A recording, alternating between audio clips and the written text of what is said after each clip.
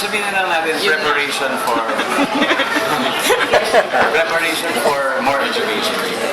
Kaya kung gusto ko mag-masters, meron na ako, pwede na ako mag-masters. Kasi before hindi siya pwede.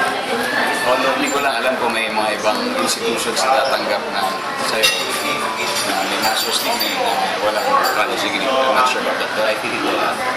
So yun, sa setting down, siyempre mas magandang may pamamana ka sa kahit sino, wala ka na. Yung kayamanan na uubos, pero yung kaalaman. Are you and Marian, do you have plans of getting married anytime soon? Like within the year? By 2015. or 2015? If you ask me about specific plans, wala. Pero meron na Hindi, wala 2015 mo. mga Kasi sabihin na natin na sino ba hindi gusto mag-settle down? And especially with someone like her. So, I mean, it is something I look forward to one of these days. Sa natatamang panahon. And something that we should all, I should work for.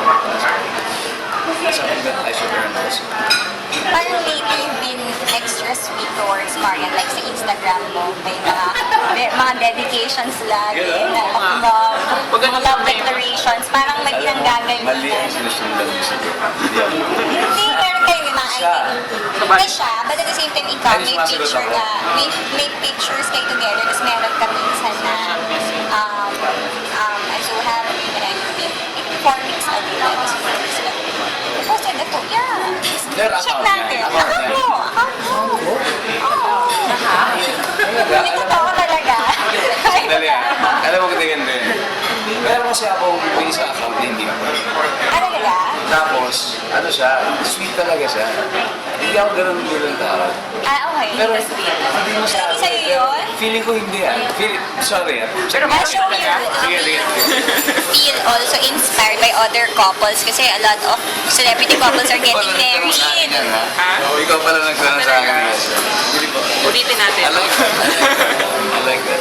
A lot of couples are getting married this year, last year, and yung mga, hindi ko alam kung batch mo ba or ano. Pero ikaw, do you also get inspired by them na gusto mo na din Of talaga? course.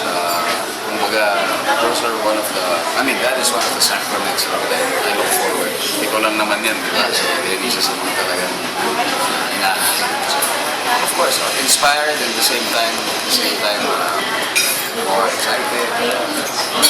Makes me look forward to mine. Pero as a guy, do you feel parang mas gusto mo ba na yun nga si Marian, parang she doesn't seem to be the type na parang magdedemand about let's get married na ganyan. Parang patiently waiting pa rin naman siya. Kasi, sure, well, mahirap naman. Of course, may effort ako talaga. Pero syempre, she's also in a position where marami rin siyang commitments.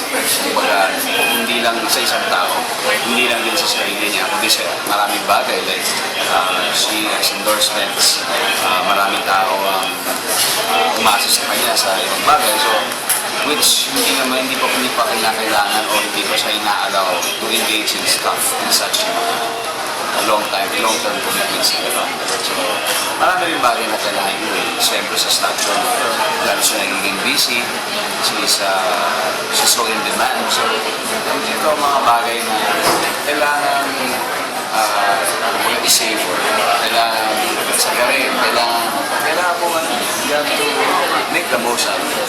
Itong parang yung like, for example si Marian, sunod-sunod yung, hindi naman sunod-sunod, but yung pag-post niya sa FHM, sinasagat niya talaga kasi nga magsisettle down na daw kayo Ganun ba? next.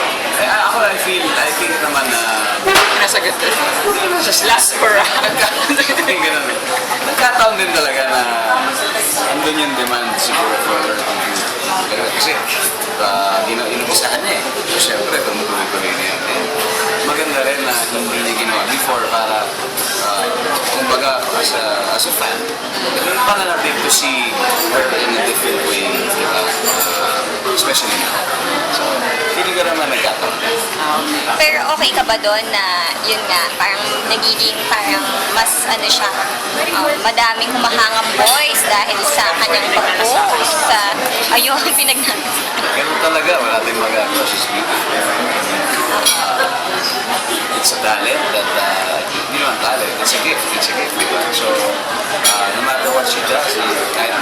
sa kalye, meron siguro magkakagusto sa kanya. Lalo na sa trabaho niya bilang artista. Hindi lang nagkakagusto, marami nagmamahal sa kanya.